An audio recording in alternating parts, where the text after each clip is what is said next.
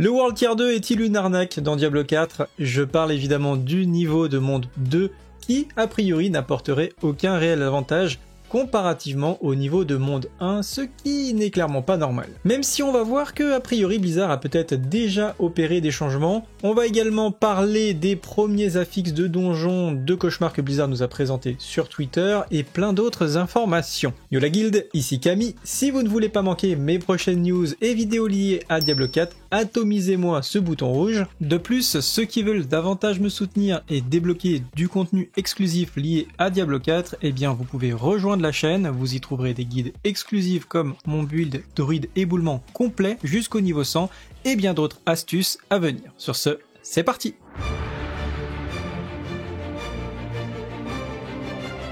Je vous rappelle qu'un giveaway est toujours en cours sur le Discord, il se termine dans quelques jours. Vous pouvez gagner une statuette de Lilith à peindre pour une valeur d'environ 100 €. Vous trouverez le lien du Discord en description, c'est un clic pour vous inscrire. Et de plus, le recrutement pour mon clan est toujours en cours, donc si ça vous intéresse, n'hésitez pas de contacter un officier directement sur Discord encore une fois. Donc pourquoi le niveau de monde 2 est-il probablement une arnaque ?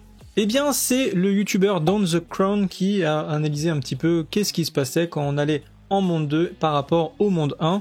Donc pour ceux qui ne savent pas ce que c'est le niveau de difficulté, hein. Pour l'instant on a aventurier, vétéran, cauchemar et tourment à terme. Et normalement, plus on évolue dans un niveau de difficulté qui est important, plus les récompenses sont censées être importantes. Sauf que, eh bien, entre le 1 et le 2, les informations qu'on a, c'est des ennemis plus difficiles, que les monstres donnent 20% d'expérience supplémentaire et qu'ils sont censés donner 15% d'or en plus. Et le problème, c'est que déjà, sur le monde 2, eh bien, ça n'offre pas de butin supplémentaire. Donc ça veut dire que déjà, à partir du moment où vous rentrez dans le monde 2 et que ça ralentit votre progression ne serait-ce que de 1 seul %, eh bien vous obtiendrez moins de butin que le monde de niveau 1. Il faudrait pas que ça descende en dessous des 5% de ralentissement et à ce moment-là on pourrait gagner un peu plus d'expérience en World Tier 2, mais il a été démontré que sur la plupart des classes, eh bien vous êtes bien plus ralenti que de 5% au niveau de monde 2. Donc du coup c'est un peu problématique parce que ça veut dire que pour la sortie du jeu, eh ben, si vous voulez aller le plus rapidement possible au niveau 50, eh ben, ça peut être beaucoup plus intéressant de jouer au World Tier 1 que World Tier 2, qui en l'état n'aura juste pour intérêt que de rendre simplement l'expérience un peu plus difficile, et on va dire des récompenses qui sont juste morales, pour dire voilà, moi je l'ai fait en World Tier 2, et personnellement, ben moi je compte jouer en World Tier 2, parce que c'est vrai que j'ai envie de progresser dans le jeu, j'ai envie de m'améliorer, et j'ai pas forcément envie d'aller dans la difficulté la plus simple, pour que comme ça, quand j'arrive sur le niveau supérieur, il n'y ait pas trop non plus de décalage entre le World Tier 2 et le World Tier 3. Bref, mais on va le voir dans quelques instants, peut-être que Blizzard a déjà corrigé le tir, c'est juste qu'on n'est pas encore au courant.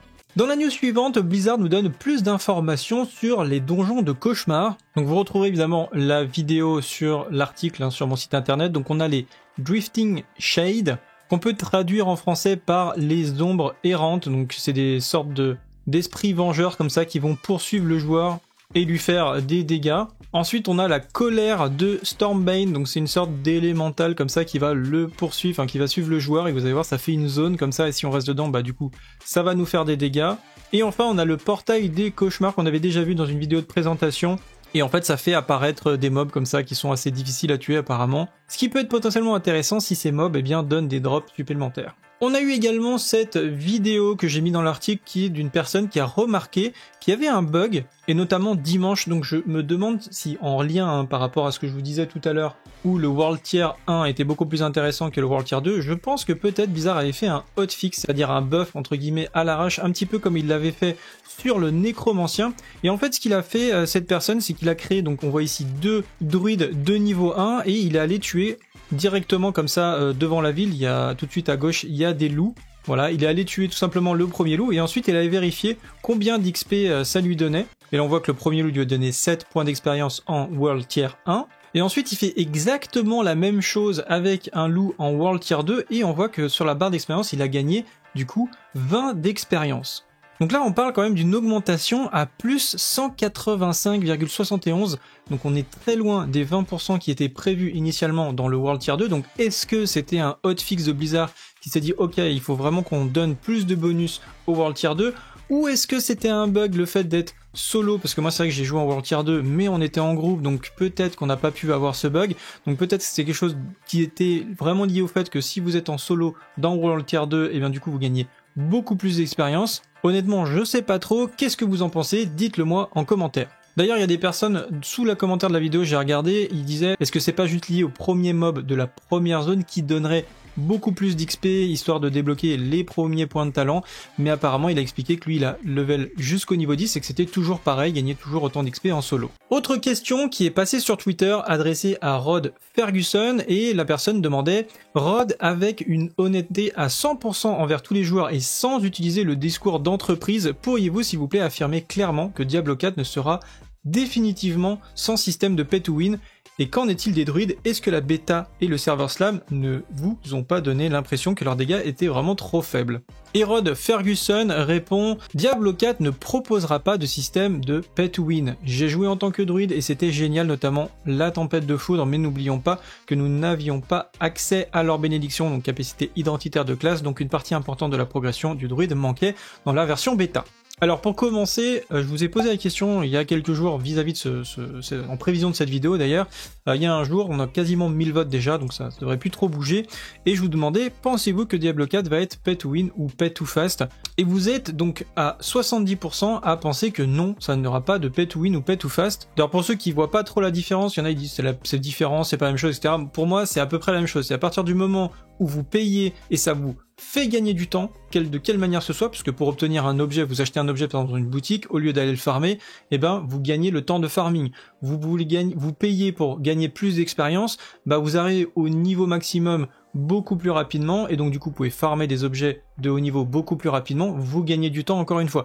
Pour moi le pay to win, pay to fast c'est la même chose, on gagne du temps dans les deux cas. Et comme on peut le voir, que ce soit sur les vidéos, et Rod assiste encore une fois sur Twitter, il n'insiste sur il n'y aura pas de pay to win, donc honnêtement, s'ils mettent une mécanique pay to win, ils vont se faire détruire, mais comme jamais. Donc moi j'y crois pas trop sur le pay to win de Diablo 4, je pense qu'ils ont vraiment envie d'utiliser ce jeu-là pour redorer un petit peu leur blason, donc on va prier très fort pour que ce soit vraiment le cas.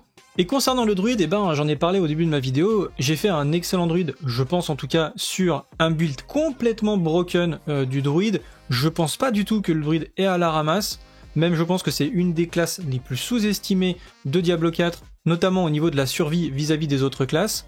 Donc ça me fait assez marrer quand je vois des gens qui disent que le druide est faible, etc. Peut-être qu'il y a certains builds qui méritent un up, après je ne sais pas, j'ai pas essayé toutes les spécialisations. Mais bon, moi perso, ça m'arrange, vu que j'ai joué druide, je préfère que les gens pensent que la classe est plutôt faible. Autre question très intéressante sur Twitter, le bonus de dégâts sur les monstres sous l'effet de contrôle fonctionne-t-il contre les boss? C'est une question que je m'étais posée d'ailleurs, et donc on a une réponse officielle à ce niveau-là, donc c'est intéressant.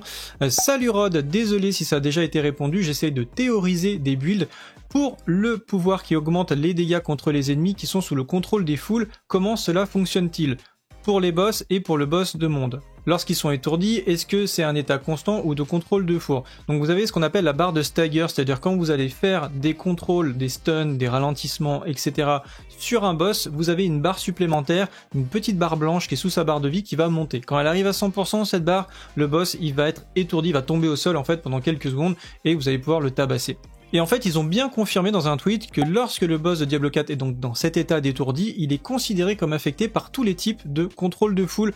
Donc par exemple, si vous avez 10% de dégâts supplémentaires sur un ennemi ralenti, vous infligez 10% de dégâts supplémentaires pendant que le boss est étourdi. Donc ralenti, route, etc.